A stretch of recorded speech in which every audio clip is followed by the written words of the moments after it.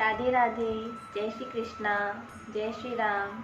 बच्चों, हम जब भी किसी से मिलते हैं तो हम उसे ऐसे ही ग्रीटिंग करते हैं। हमारे पेरेंट्स ने हमें यही सिखाया है, जब भी किसी से आप मिलो तो आप उन्हें राधे राधे करो, जय श्री कृष्णा करो, जय श्री राम करो।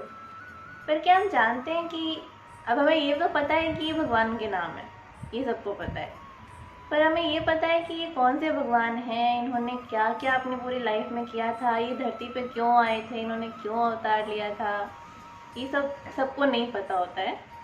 तो हम आगे की वीडियोस में इसी बारे में डिस्कस करेंगे, इसी बारे में बात करेंगे। तो सबसे पहले हम बात करते हैं धरती माता के बारे में। हम कहाँ रहते हैं? हम धरती माता पर, धरती पर रहते हैं, अर्थ पर रहते हैं, तो धरती को भी हम माता कहते हैं। तो धरती माता को कौन चलाता है, कौन किसने पूरी दुनिया बनाई है? सब भगवान ने बनाई है, ये भी हमको पता है। पर ये कौन कौन से भगवान के कौन कौन से काम होते हैं, हम इस बारे में आगे बात करेंगे। तो मेनली देखो, 3 त्रिदेव होते हैं। सबसे पहले तो एक मेन भगवान होते हैं जिन्हें हम परमात्मा भी कहते हैं। तो उन्होंने 3 त्रिदेव बनाए। त्रिदेव जिनको बनाया, उनका यही काम है कि आप अर्थ को बनाओ, अर्थ का ध्यान रखो और पूरी दुनिया चलाओ। ओके, त्रिदेवों के नाम कौन कौन से हैं? ब्रह्मा, विष्णु एंड महेश। ब्रह्मा, विष्णु, महेश, ये तीनों मिलके कहलाते हैं त्रिदेव, क्योंकि ये 3 हैं, 3 त्रिदेव। अब बात आती है कि हमें कैसे पता चलेगा कि ब्रह्मा जी कैसे दिखते हैं, ब्रह्मा जी कौन है, विष्णु भगवान कौन है, शिव जी कौन है। तो ब्रह्मा जी, इन सब का एक डिफ्रेंशिएट होता है, फिजिकल डिफ्रेंशिएशन होता है अपीयरेंस के अंदर। तो ब्रह्मा जी कैसे दिखते हैं? ब्रह्मा जी के मेनली होते हैं 4 फेसेस। 4 फेसेस होते हैं। उनका अपीयरेंस ऐसा होता है कि उनके वाइट कलर की दाढ़ी होती है, उनके 4 हाथ होते हैं, वो कमल के ऊपर बैठे होते हैं, उनके एक हाथ में बुक्स होती है, एक हाथ में माला होती है, एक हाथ में पुष्प होता है, ऐसे करके उनके 4 हाथ होते हैं। तो ये ब्रह्मा जी का डिस्क्रिप्शन है, आप फिजिकली देखो तो। दूसरे हैं विष्णु भगवान। विष्णु भगवान के भी 4 हाथ होते हैं। उनका भी अपीयरेंस होता है कि वो कमल के पुष्प के ऊपर खड़े हैं, उनके एक हाथ में शंख होता है, एक हाथ में चक्र होता है, एक हाथ में गदा होती है और एक हाथ में कमल का फूल होता है। ये उनका फिजिकल अपीयरेंस हो गया। तो हमें देखने से मालूम चल जाना चाहिए कि ये विष्णु भगवान हैं, ये ब्रह्मा जी हैं। शिव जी हैं। शिव जी का अपीयरेंस कैसा होता है? शिव जी के बड़े बाल होते हैं, उनके सर पे जटा बंधी हुई होती है, गले में उनके सांप होता है और पास में उनके हाथ में त्रिशूल होता है और वो बाघ के आसन के ऊपर बैठे होते हैं। ये शिव जी का अपीयरेंस हो गया। तो ये 3 देव हुए हमारे, ब्रह्मा, विष्णु एंड शिव जी को बोलते हैं महेश। हर भगवान के बहुत सारे नाम होते हैं, तो ये बोलते हैं हम ब्रह्मा, विष्णु, महेश, ये त्रिदेव हो गए। अब ये जो पूरी दुनिया है, ये जो इसे हम सृष्टि कहते हैं, ये पूरी सृष्टि बनाई किसने है? ब्रह्मा जी ने। ब्रह्मा जी इसके क्रिएटर हैं। ओके, तो ब्रह्मा जी ने जो सृष्टि बनाई, उसमें देवता होते हैं, जो देव होते हैं जैसे मान लो कि वायुदेव है, वायुदेव हमें हवा देते हैं। अग्निदेव है, वो हमें आग जिसमें होती है। सूर्य देव है, जो हम सब देखते हैं, सूर्य भगवान। तो ये बहुत सारे देवता होते हैं सृष्टि में। दूसरे होते हैं मनुष्य। मनुष्य यानी कि हम लोग, जो भी इंसान है वो मनुष्य होते हैं। तीसरे होते हैं राक्षस। राक्षस मतलब जो बुरे काम करते हैं, सबको परेशान करते हैं, वो मनुष्य की कैटेगरी में नहीं आते। वो मतलब जैसे उनका अपीयरेंस होता है, डरावने दिखते हैं, ये सब राक्षस के उसमें आते हैं। तो देवता, मनुष्य और राक्षस और जानवर होते ही हैं, जानवर सबको पता ही है। तो अब भगवान को अवतार क्यों लेना पड़ता है? भगवान अवतार मतलब होता है, जैसे हम लोग जब हमारा जब जन्म होता है तो हम तो नॉर्मली जन्म लेते हैं, हमारा बर्थ होता है। पर जब भगवान धरती पे आते हैं तो उसे कहते हैं अवतार। उसे ऐसा नहीं कहते कि भगवान पैदा हुए हैं, उसे कहते हैं भगवान ने अवतार लिया है। तो भगवान को अवतार क्यों लेना पड़ता है? क्या रीज़न होता है इसके पीछे? तो भगवान को अवतार लेना पड़ता है जब राक्षस होते हैं, राक्षसों के अत्याचार या राक्षसों की बुराई जब बहुत बढ़ जाती है, तब किसी के भी वो हम इंसानों के कंट्रोल में नहीं रह पाते, हम इंसान बहुत दुखी हो जाते हैं, तब भगवान को पुकारते हैं। तो भगवान को अवतार लेके आना पड़ता है और हमें उन राक्षसों से बचाना पड़ता है। तो मेनली ये रीज़न होता है भगवान के अवतार लेने का। अब भगवान अवतार लेते हैं तो भगवान कौन से भगवान अवतार लेते हैं? इनमें से ब्रह्मा जी, विष्णु जी और शिव जी, इन तीनों में से अवतार कौन लेता है? विष्णु भगवान। अवतार हमेशा विष्णु भगवान के होते हैं। ऐसे ही एक बार विष्णु भगवान ने अवतार लिया, किसके रूप में? श्री राम के रूप में। श्री राम जी का अवतार विष्णु भगवान ने लिया। क्यों लिया? राक्षसों का वध करने के लिए। किसका वध करने के लिए? रावण नाम के राक्षस का। श्री राम का जन्म रावण को मारने के लिए हुआ था। अब ये रावण कौन है जिसके लिए भगवान को धरती पे आना पड़ा, अवतार लेना पड़ा? तो इसकी स्टोरी आती है, इसकी बात आती है कि भगवान विष्णु जहाँ रहते हैं उनके रहने का स्थान, उनके रहने की जगह को हम बोलते हैं वैकुंठ लोक। भगवान विष्णु वैकुंठ लोक में रहते हैं। कहाँ रहते हैं? वैकुंठ लोक में। तो वैकुंठ लोक में अब उनका जैसे बड़ा सा, जैसे राजा होता है तो राजा के कैसा होता है? बड़ा सा महल होता है, महल के बहुत सारे गेट्स होते हैं, फिर एक मेन गेट होता है, मेन गेट के बाद में, मेन गेट के बाहर में द्वारपाल मीन्स गार्ड्स खड़े हुए होते हैं। तो ऐसे ही वैकुंठ लोक में भगवान विष्णु के गार्ड्स जिन्हें कहते हैं पार्षद, पार्षद होते हैं जो गार्ड्स को हम पार्षद कहते हैं। तो भगवान विष्णु के लोक में एक और स्पेशल बात है, वैकुंठ लोक के अंदर सब लोगों का जो स्वरूप होता है, सब लोग दिखते जैसे हैं जैसे विष्णु भगवान दिखते हैं, सब लोग वैसे ही दिखते हैं देखने में। तो भगवान विष्णु के गेट के ऊपर उनके पार्षद खड़े थे। एक बार की बात है, भगवान विष्णु के वैकुंठ लोक में उनके पार्षद गेट पे थे, उनका नाम था जय और विजय। जय और विजय द्वारपाल थे वहाँ के। तो ब्रह्मा जी के मानस पुत्र, मतलब ब्रह्मा जी के पुत्र जो थे, ब्रह्मा जी एक बार ऐसे ही बैठे थे और उन्होंने विचार किया, सोचा, जैसे ही मन में उनके विचार आया तो उनके सामने 4 ऋषि प्रकट हो गए। ऋषि ऐसे हैं कि उनको देखने में वो सिर्फ 6 साल के बालक की तरह दिखते हैं। 4 ऋषि हैं, उनका नाम है सनक, सनंदन, सनातन, सनत कुमार। इन्हें कहते हैं, सबको मिक्स में कहते हैं सनकादि ऋषि। पर वो देखने में हमेशा लगते हैं 6 साल के बालक की तरह, और वो हमेशा पूरी सृष्टि में घूमते हैं और भजन करते हैं भगवान का। तो वैसे ही एक बार उनके घूमते घूमते मन में आए कि विष्णु भगवान के दर्शन करके आते हैं। तो वो गए वैकुंठ लोक। वैकुंठ लोक गए तो उनके द्वारपाल, विष्णु भगवान के द्वारपाल गेट पे खड़े थे, जय और विजय। तो उन ऋषियों ने कहा कि हमें भगवान के दर्शन करने हैं। तो उस टाइम उन्होंने क्या किया कि द्वारपालों ने कहा, जय और विजय ने, कि भगवान अभी शयन कर रहे हैं, अभी आप उनसे नहीं मिल सकते। तो सनकादि ऋषियों ने बहुत रिक्वेस्ट की कि नहीं, हमें भगवान के दर्शन करने हैं, हमारे मन में आ गई, तो आप प्लीज़ हमें दर्शन करने दीजिए। तो उन्होंने मना कर दिया हर बार, बोले नहीं, अभी ये तो भगवान रेस्ट कर रहे हैं, अभी तो हम आपको दर्शन नहीं करने दे सकते, अंदर नहीं जाने दे सकते। तो थोड़ी देर बाद में उन सनकादि ऋषियों को गुस्सा आ गया। उन्होंने कहा कि भगवान के दर्शन, श्री हरि के दर्शन कभी भी कोई भी भक्त कर सकता है, इसमें कोई ऐसा नहीं होता है कि अभी आप आए हो और अभी आप नहीं आ सकते हो, ऐसा नहीं होता है। तो उन्होंने गुस्से के अंदर क्या किया, उन्हें जय और विजय को श्राप दे दिया कि तुम धरती पे जाके जन्म लो, यहाँ से, मतलब आप यहाँ, आपका यहाँ से पतन हो जाए और आप धरती पे जाके जन्म लेना पड़े आपको। तो वो एकदम आ गए, वो लोग डर गए, जय और विजय, क्योंकि उनको पता था कि जो श्राप होता है वो हमेशा सच होता है। तो उनको लगा कि अब तो हमें जाना पड़ेगा, यहाँ से भगवान से दूर जाना पड़ेगा। तो उन्होंने बहुत उनसे रिक्वेस्ट की कि हमें माफ़ कर दीजिए, हमें क्षमा कर दीजिए, हमसे गलती हो गई। इतने में विष्णु भगवान को भी पता चल गया, तो विष्णु भगवान भी गेट पर आ गए और उन्होंने भी उनसे कहा कि आप इन्हें क्षमा कर दीजिए। तो उन्होंने कहा कि अब बात झूठी तो नहीं हो सकती, अब हमने श्राप तो दे दिया, अब आपको जन्म तो लेना पड़ेगा धरती पे।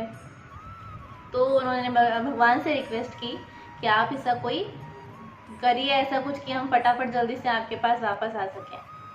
तो विष्णु भगवान ने उनसे कहा, द्वारपालों से कहा, जय और विजय से, कि आपके पास 2 रास्ते हैं, आपके पास 2 चॉइसेस हैं।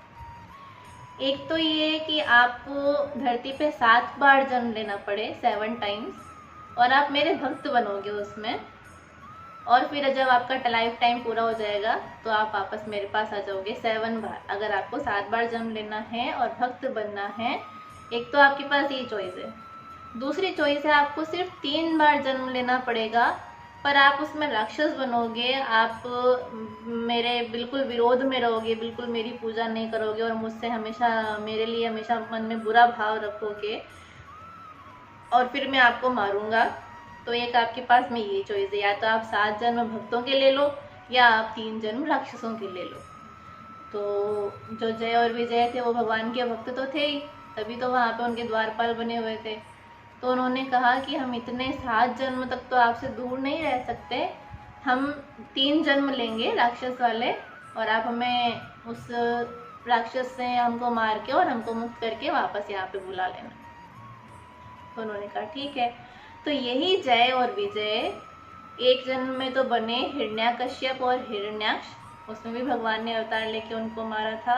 दूसरे जन्म में वो बने थे रावण और कुंभकर्ण, उसमें भगवान श्री राम ने जन्म लेकर मारा। और तीसरे में वो बने थे शिशुपाल और दंतवक्र, जिसमें कृष्ण भगवान ने अवतार लेके उनको मारा था। ये बाकी सबकी स्टोरीज हम बाद में सुनेंगे। सबसे पहले हम सुनेंगे, श्री राम के बारे में बात कर रहे हैं तो सबसे पहले हम रावण और कुंभकर्ण की बात सुनेंगे। तो राम जी का जन्म हुआ था रावण को मारने के लिए। तो रावण हमको समझ में आ गया कि रावण क्यों बना था, क्योंकि जय विजय को श्राप मिल गया था और श्राप के कारण उनको रावण और कुंभकर्ण बनना पड़ा। अब ये जो राक्षस होते हैं, इनको जो भी है अत्याचार, दूसरों को सताना और ये सब काम करने होते हैं, तो इनको पावर तो चाहिए। अब पावर कहाँ से आती है? पावर तो किसी को भी, सबको भगवान से मिलती है। तो अब ये क्या करते हैं, जब राक्षसों को जब भगवान से पावर चाहिए होती है या वरदान जिसे हम कहते हैं, वरदान चाहिए होता है, तो ये भगवान की तपस्या करते हैं। तपस्या के लिए क्या करते हैं, वन में जाएंगे, यानी कि जंगल में जाएंगे, बिना खाना खाए, बिना पानी पिए, एक टांग पे खड़े होकर और भगवान के नाम का जप करेंगे, भगवान के मंत्र का जप करेंगे। तो इसे कहते हैं तपस्या। तो राक्षस हमेशा भगवान की तपस्या करते हैं ताकि उनको पावर मिले या उनको मनचाहा वरदान मिले। तो ऐसे ही अब ये वरदान कौन कौन देता है, क्योंकि 3 देव हैं। 3 देव में हमको पता चला कि जो विष्णु भगवान हैं वही अवतार लेके और राक्षसों का वध करते हैं, राक्षसों को मारते हैं। तो ऑब्वियस ही बात है कि जो आपको मारेगा, जो आपका वध करेगा, आप उसकी पूजा तो कैसे करोगे। तो राक्षस लोगों के सबसे बड़े दुश्मन होते हैं विष्णु भगवान। तो ये राक्षस कभी विष्णु भगवान की पूजा नहीं करते हैं। तो अब बचे कौन, ब्रह्मा जी और शिव जी। तो राक्षस लोग किसकी हमेशा तपस्या करते हैं, या तो ब्रह्मा जी की करेंगे या फिर शिव जी की करेंगे। अब यहाँ बात हो रही है रावण की। तो रावण, कुंभकर्ण और विभीषण 3 भाई थे, जिसमें से रावण और कुंभकर्ण तो जय विजय की वजह से बने थे, तो वो एकदम खतरनाक वाले राक्षस थे। और जो विभीषण थे वो मन में अच्छे थे, मतलब हालांकि वो राक्षस ही थे, उनके भाई थे, पर उनका मन हमेशा भगवान में लगा रहता था। वो भगवान की पूजा, भगवान का जप, नाम का जप ऐसा ही हमेशा करते थे। रावण के पिता का नाम था विश्रवा, जो कि ऋषि थे, ब्राह्मण थे, और रावण की माता का नाम था कैकसी, जो कि राक्षसी थी। रावण की माता राक्षसी थी, इसलिए रावण राक्षस हुआ।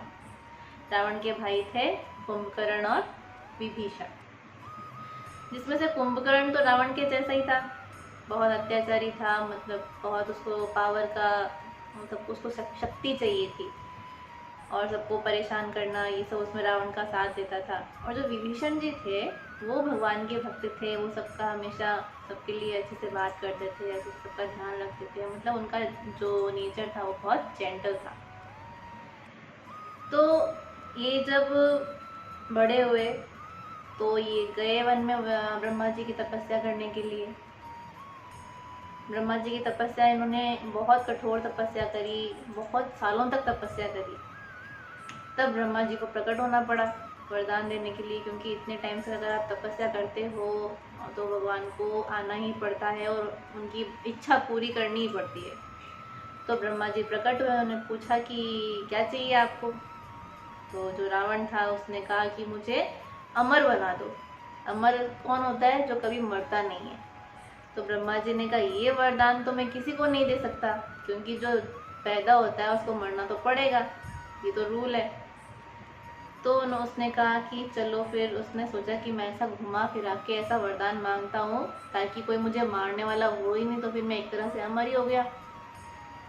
तो उसने उनसे कहा कि चलो ठीक है, अगर आप अमर होने का मुझे वरदान नहीं दे सकते तो मुझे एक तो बहुत ज़्यादा पावरफुल होने का वरदान दो। फिर ऐसा वरदान दो कि मुझे ना तो देवता मार सके, ना मुझे राक्षस मार सके, ना मुझे कोई मतलब गंधर्व, किन्नर, ये सब उसने बड़े बड़े जो पावरफुल लोग होते हैं सबके नाम ले लिए कि मुझे ये लोग ना मार सकें। इंसान और जो मनुष्य होते हैं और जो बंदर होते हैं उसको उसने एक्सेप्शन छोड़ दिया कि इंसान और बंदरों को छोड़ के मुझे कोई भी ना मार सके। उसने सोचा कि इंसानों में तो कितनी ताकत होती है, बंदरों में क्या ही होता है, तो इनको तो मैं खुद ही देख लूँगा। तो ब्रह्मा जी ने कहा ठीक है, तथास्तु। फिर आई कुंभकर्ण की बारी। कुंभकर्ण ने सोच रखा था कि बस मैं तो इंद्र का आसन और ये सभी मांगूंगा और निंद्रा के ऊपर विजय मांगने के लिए मांगूंगा ताकि मैं कभी सोऊं ही ना, ऐसा वैसा। तो ब्रह्मा जी ने पहले ब्रह्मा जी को पता चल गया था कि ये कुछ गड़बड़ मांगेगा।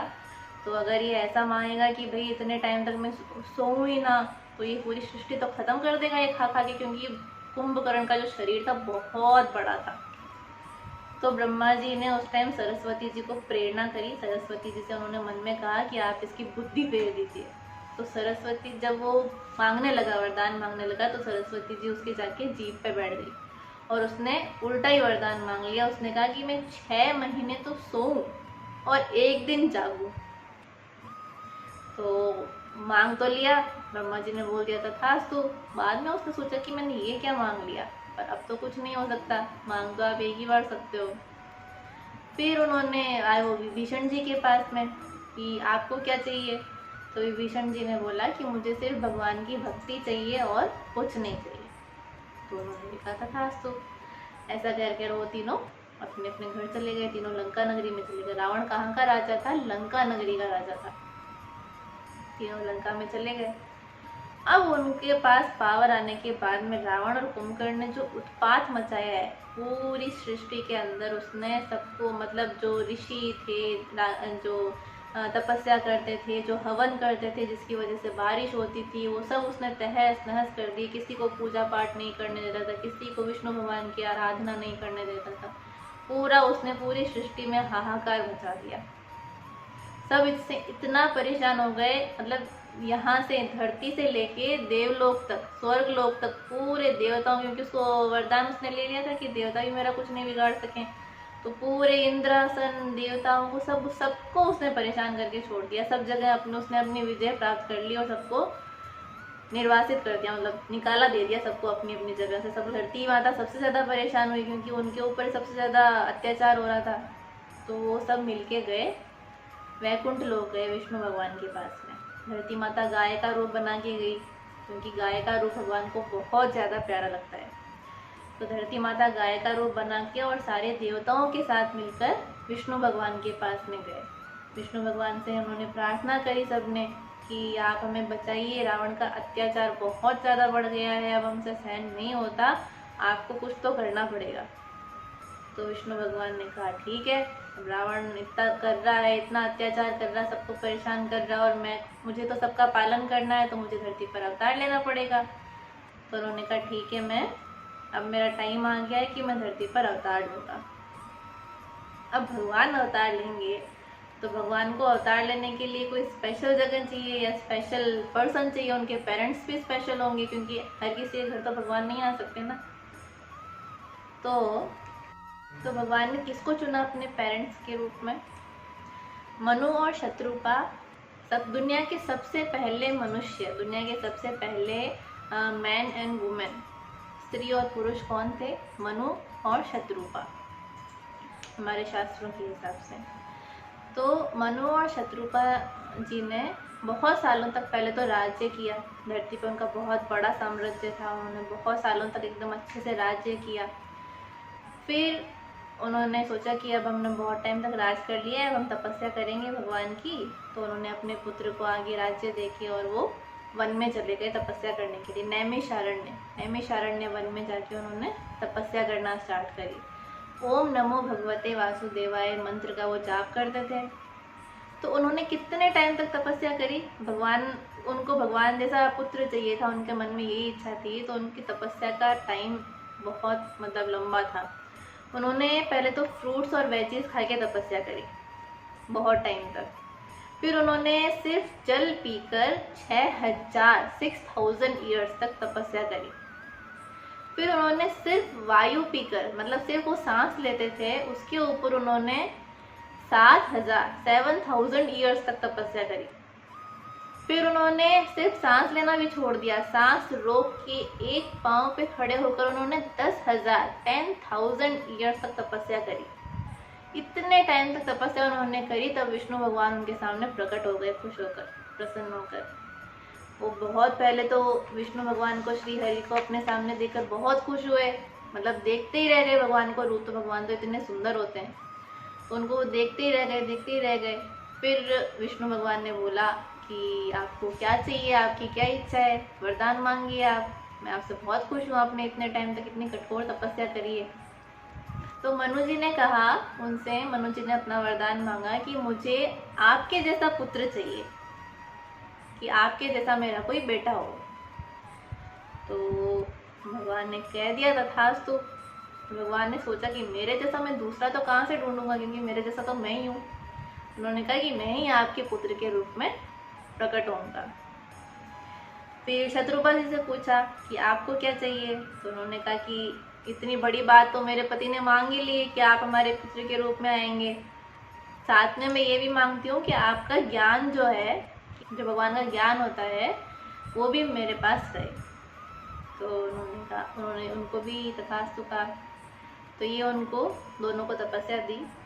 मनु जी ने एक कंडीशन और अप्लाई करी अपने वरदान के अंदर कि आप मेरे पुत्र के रूप में तो आएंगे, पर मेरा जो जीवन है, मेरी जो लाइफ है, वो ऐसी होनी चाहिए कि आपके बिना मैं रह ना सकूं, कि आप अगर मुझे छोड़ के चले जाएं तो मेरा भी जीवन खत्म हो जाए, मैं भी मर जाऊं। तो उन्होंने कहा ठीक है, आपका लाइफ मेरे कंट्रोल में होगी, अगर मैं आपके पास नहीं रहूंगा तो फिर आपका जीवन भी समाप्त हो जाएगा। तो यही जो मनु और शत्रुपा जी थे, वो आगे जाके श्री राम के माता पिता थे, दशरथ जी और कौशल्या माता। तो यही मनु और शत्रुपा जी, उस टाइम तो उनका टाइम पूरा हो गया था, उनका लाइफ स्पैन पूरा हो गया था, तो वो स्वर्गलोक में जाके उन्होंने काफ़ी टाइम तक विश्राम किया। उसके बाद में वो दोबारा धरती पे उन्होंने जन्म लिया था दशरथ और कौशल्या के रूप में। तब वो राजा बने थे अयोध्या के, वो अयोध्या के राजा बने आगे जाके। ये जो राम जी का हमें पूरा मिलता है, पूरी जो उनकी जीवनी मिलती है, वो हमें कौन से ग्रंथ में मिलती है? तो दो तरह के ग्रंथ हैं, दो मेन ग्रंथ हैं।